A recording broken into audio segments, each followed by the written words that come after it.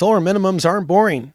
In fact, we had a geomagnetic storm in the last 24 hours. We have unrest that we can see in Hong Kong, clashes between protesters and the clampdown coming from the police. Also, more disturbances of violence elsewhere in America. Things are ramping up in Portland, Oregon. A lot of stuff is happening in our world as we see these major changes. We see the human behavioral response.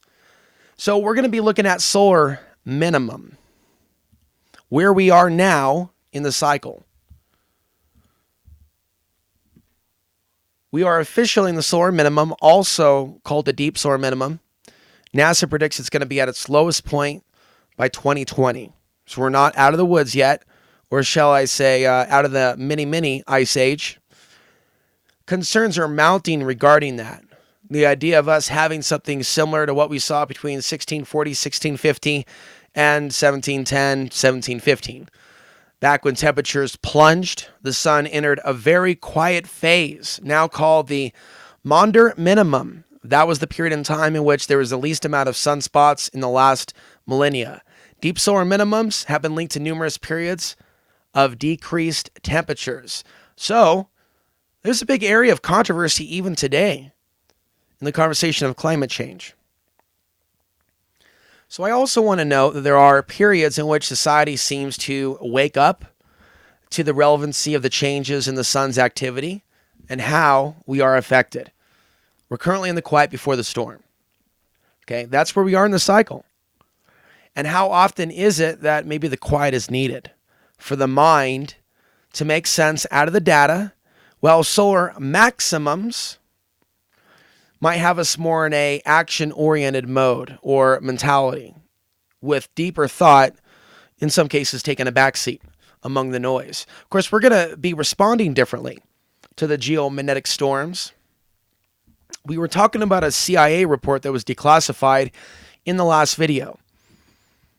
In another video, we'll go over it in full. 800 pages were declassified. And they found that when the geomagnetic storm is quieter, that their remote viewing experiments were more accurate. Now, astronomers typically associate periods of solar minimums with colder temperatures because of a natural heating mechanism subsiding on the sun. This is a process involving UV radiation. Warming the upper reaches of the upper atmosphere. NASA stated the Earth's atmosphere cools during this process and can collapse to a certain degree, causing space junk to drag, threatening satellites in the process. Cosmic rays hit the upper atmosphere as the heliosphere around our whole solar system weakens with less solar activity. Thus, we get hit hard with high energy particles. And so we're being told by scientists, admitted studies about the potential health risks from this radiation, even for some of those living at higher elevation. Dean Pasnell with NASA said, quote, during solar minimum, the sun's magnetic field weakens and provides less shielding. Solar maximum is a shortened term that I've also heard being used for the more active part of the cycle. Juliana Thomas says, quote, usually at solar minimum, the coronal holes are at the sun's poles. Therefore, Earth receives solar wind from only the edges of these holes, and it's not very fast. Solar minimums are not totally boring, and the less active cycle has been linked to our Earth's weakening magnetic field. In fact, they say in recent studies that it can happen within our lifetime. A couple of years ago, they weren't so sure. And so a lot is changing. People really need to wake up. A lot is changing with regards to science, with regards to things that are now admitted fact, whereas years ago it was considered quackery. There's a lot of people in average society that have no knowledge of any of these things, but it does affect them.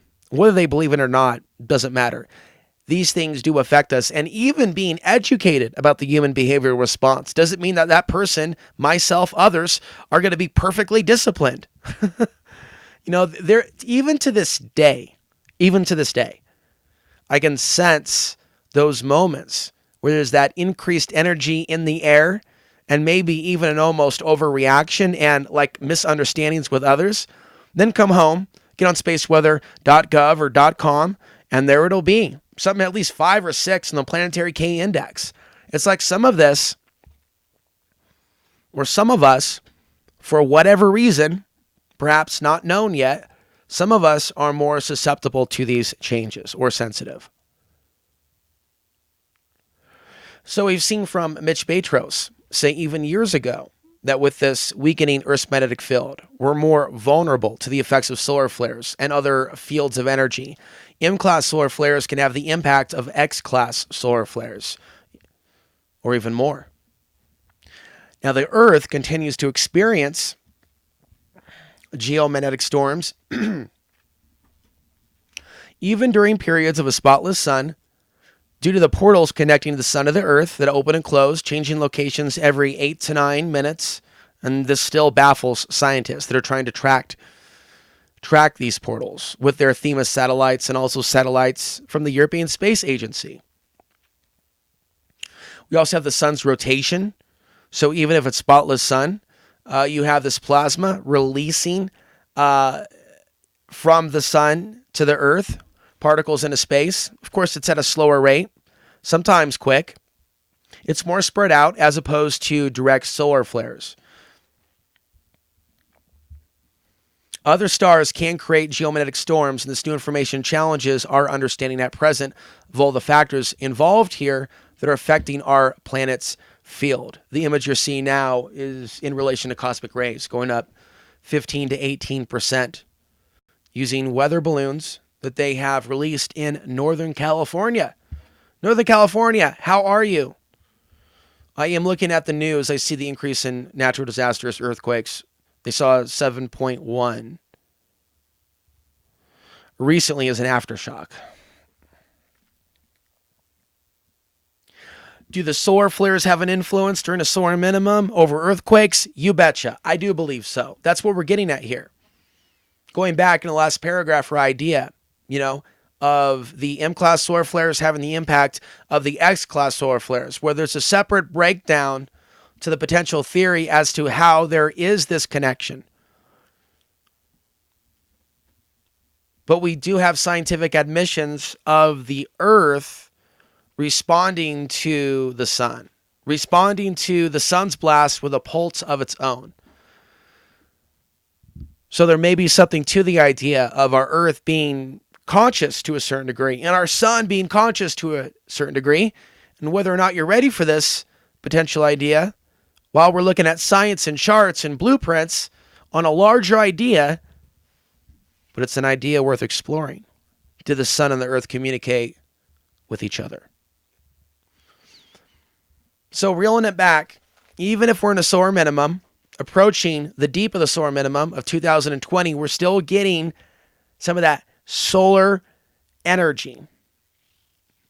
The sun's rotation every 27 to 28 days releases solar plasma and particles into space at a slower rate and more spread out as opposed to a direct solar flare. Recently, June 14th, 2019, so this was, I'm going over some notes that I'm sharing with you that I put down a few weeks ago, but we saw the situation with Iran blow up. Literally an oil tanker. That was within 24 hours of a geomagnetic storm, the last significant one before whatever we had last night, which was short-lived. It wasn't even in the red. But we do see increased tensions and clashes in Hong Kong and domestically in the United States. So we've seen tensions build after a drone was shot down. So we saw the aftermath of events and news reports. And even if that is considered to be an issue right now, it is not at all sizzling like it was 1 week ago. That's my opinion, looking at the news wire.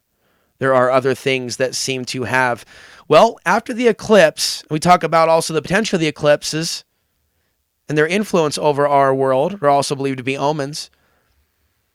We saw a major earthquake, going back to that, in Southern California, in the Death Valley, Mojave Desert area. And so I believe that there is a solar impact, even during a solar minimum, when we have these types of eclipses.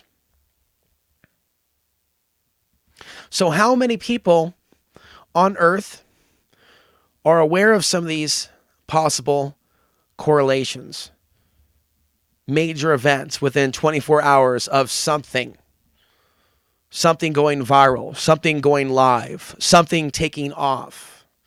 Deep solar minimums can awaken with activity from CMEs to solar flares unannounced and causing massive reactions down on the ground here on Earth. Going from low activity to suddenly high activity can easily affect society in biological ways, and people can get emotional quickly. Their emotions can quickly bounce off each other in a loop. Now, remember that part. I know I can go pretty quick with some of my speculations. And it is a mix of my analysis, my honest opinion, combined with the studies that are out there, giving an analysis and an editorialization on a subject that I believe the world is ready for. I do. Not everybody, but I believe that my heart is in the right place, and there is a time to even put aside certain issues in order to help the most people. This relates to all of us.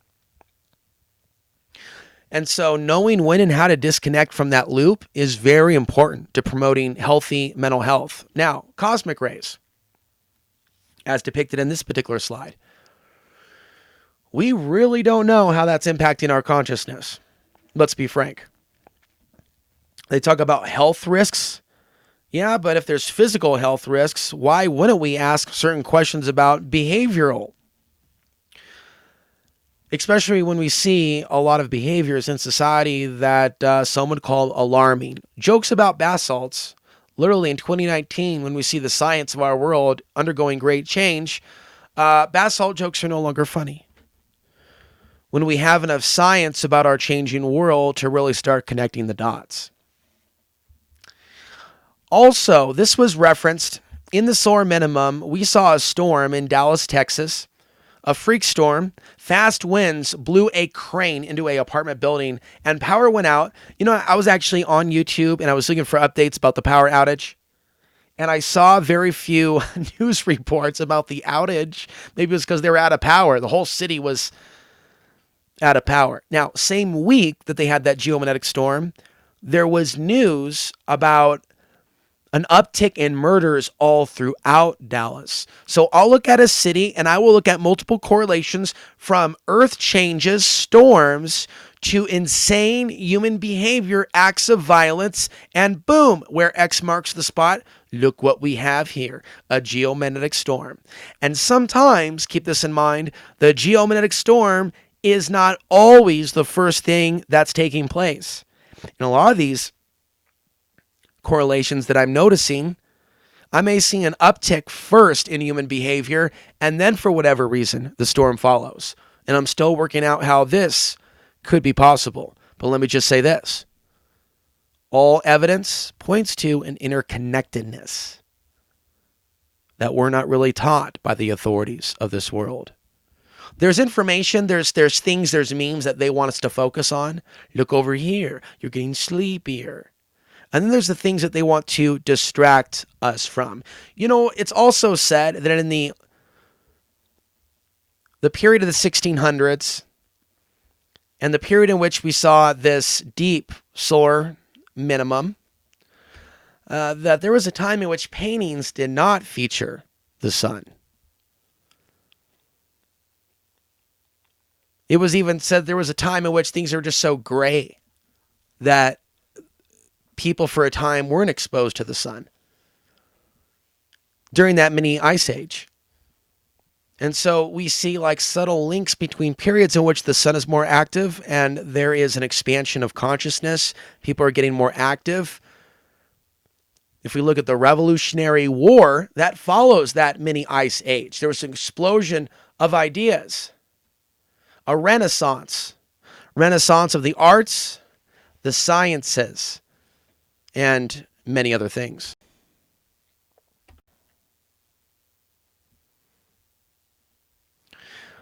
Okay, so the things that I've discussed, you know, the correlations, right? We also saw the beginning of the marches, also a few weeks ago in June, regarding Hong Kong and an extradition bill.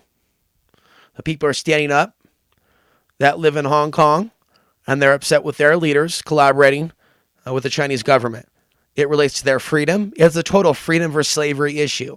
And look at how it comes out. Boom. How it expresses itself.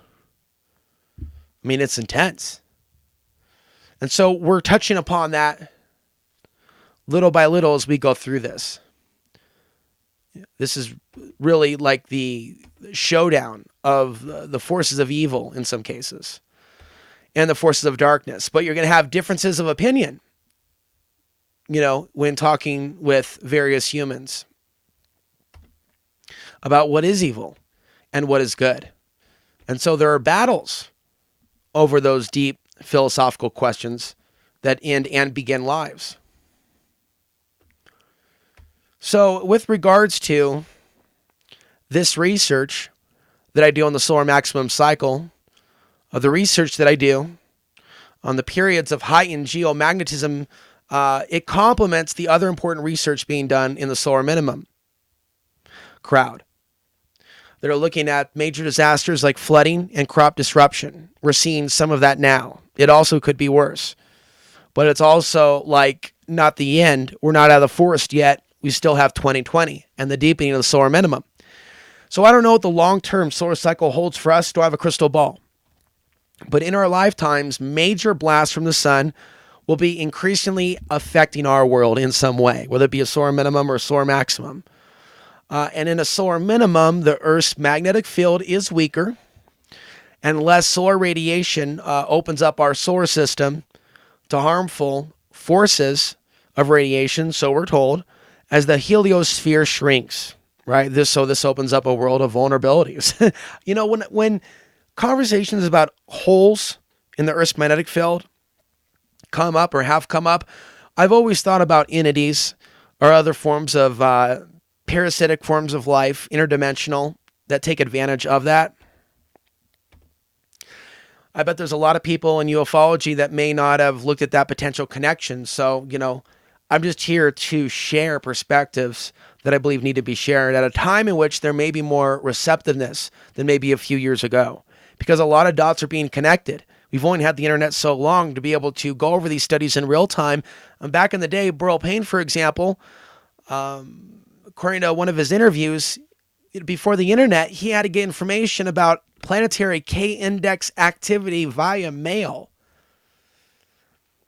Also, I call it snail mail sometimes. The actual mail, not email, but the actual thing that requires postage. And so there was a period in which more research was done on the effects of geomagnetism over human consciousness, in a period in which researchers had to work harder to get the data. You could almost say that we're sometimes spoiled with all this technology. It's like we have so many different options. Maybe what we really need is more focus. On a personal note, I can say that's been the case. And so I know where I'm putting the focus today. Here's what's been happening regarding solar minimum as of the last month. Last time I looked at some key headlines, corn futures hit a 5-year high as flooding has hit the Midwest, as talks on a deeper trade war with China make center stage. One Oklahoma farmer lost $1 million worth of crops due to floods. Another headline reports that floods that hit in March will continue to affect the economy. Some effects of the solar minimum may be positive. Arizona has become free of short-term drought in many areas. Colorado has been suffering from a severe drought in recent years, but now reports a full victory of 99%, which is hard to believe. But the state's pretty green for the most part. There's stuff growing outside I've never seen. Grass over a foot tall. Stuff like that dominates the yard outside. Now the winter, this last winter, so 2018, 2019, multiple feet of snow, bam. I'm lucky I didn't get stranded up here. Sometimes it happens. The winter brought record snowfall and local rivers are at record heights. Even now, I could see like at the local river in town, major boulders or stumps, things that a high river would be carrying down. There's been some changes. Nature's moved some things around. Other flowers, usually not seen, have made an appearance. Another headline, Denver is reporting the coldest June temperatures since 1983. And so I can let you know that it was just a week ago that I did have the heat on. Sometimes I wake up early at 5 o'clock in the morning. Well, most of the time. Because my cycle is lined up. I'm not up usually too late, past the sun going down. Not too often. Usually never past 9 or 10. Maybe we can do some more live streams in the future. Maybe some round tables. If this is something over the course of the next few years that may grow in interest, this specific area of research. And we want to ask ourselves, how do we maintain balance on the inner level? I've put out some of my suggestions. That doesn't mean that that's all that there is. What I've shared with you is all that I feel comfortable sharing. Are there other things to explore about being balanced during these times? Are there things that I would like to experience that I believe are energizing, balancing, and healing? For sure. I put a lot of things just under the generic conscious community category. People working together, launching positive projects, but also during the quiet of the minimum, the quiet before the storm, that's also a focus time for work. By understanding how we're influenced by the cycles, we can strategize. I don't think people need to be in the box of the 12 zodiac signs. I think this is going outside that box. And saying that, it's not dissing on astrologers. There's some incredibly accurate stuff that I, as a Pisces, get from other astrologers. It's more like, what am I as a soul inside this human vessel bringing to the table as far as conversation about something, maybe a topic that others aren't caring or discussing, covering? Maybe that's my responsibility. Maybe that's why I'm here. Now, I can confirm concerns about the devastating impacts of solar minimum. Okay, we're going through that now, while also looking at those signs of nature having its own balance. And it's better for humans to learn to be in alignment with the cycles, in my humble opinion, accepting that the modern machinations of production cannot force all seeds to sprout and produce food or to grow the same way. The same could be said about our lives. There's also the report about, there's the studies Marie Scottarella has done on longer term sunspot counts and fertility rates, population.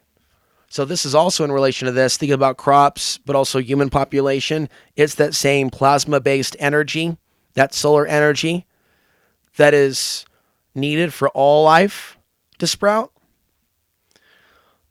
So far, my primary focus has been the perceived solar influence through geomagnetic storms, but there are other factors like cosmic rays and other blasts of CMEs from other stars to now consider.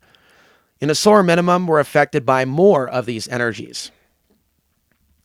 Studies on the possible human behavioral response to cosmic rays are hard to find, but they may be out there. Studies linking the damaging effect of radiation, such as cancer and other health complications, have been conducted and released to the public, as scientists have raised their own alarm. Levels of mindless violence appear at random, right? We're seeing it more. I mentioned that I saw some news stories in Portland where people are coming forward. It's not politically based. They're talking about walking down the street and someone just open sucker punching them right in the face. So there's a lot of various levels of mindless violence. Instead of my channel focusing on specific acts, I need to just go over the general concept with you so you understand that there are other causal factors behind these people flipping out that other people aren't talking about. But I am right here with you. I sense that these major solar, lunar, and other known and unknown influences drive elements of our society mad. But there's also the possibility, and I've always said this, of breakthroughs, transformations, overcoming tribulations. These are recurring themes. You can take a look at one of the slides that I have over at the website, and it's getting into the arts, it's getting into dancing, it's getting into other things. It's getting into things that relate to pop culture. The overall concern of a solar decline is met by my own concern about a return to the Dark Ages, so there is some common concern and ground here. Now, what do I mean? Okay, that entails, whereas larger solar cycles like those coming out of the minima usually see some kind of renaissance of the thinking, arts, consciousness. We went over this. Technology, social evolution, especially with regards to justice and fairness, rising above slavery. But what's the polar opposite? The polar opposite is all-out slavery. The polar opposite is an apathetic population. And that can be seen reoccurring during solar minimums, the periods of greater apathy in society. Periods of people being awake, waking up, periods of people going to sleep. So being a media guy since 2004, oh yeah, there's a subtle but clear cycle of people waking up and going to sleep. Perhaps this is why I'm putting the bullseye, the focus on the timeline, where we may be at our most powerful as we climb out of the solar minima and enter the new magnetic direction polarity of solar cycle 25. So in a world where researchers like me often get pegged as all doom and gloom, obsessed with world destruction, I challenge this fallacy by highlighting the powerful collective solutions that humanity always has had within. The cycles bring back the reoccurring struggle of freedom versus slavery in a similar way that He-Man and Skeletor clash in a mighty battle of wills and energies. In the end scene of Masters of the Universe, He-Man appears to represent the solar deity rescuing the earth goddess Sophia from the darkness of the archons. And so we are moving into solar cycle 25, which is expected to peak in 2025. And by taking time to learn about these things now in the quiet before the storm, we get ahead of the game. I'm Alex ANSARY signing off. We'll see you in the next video.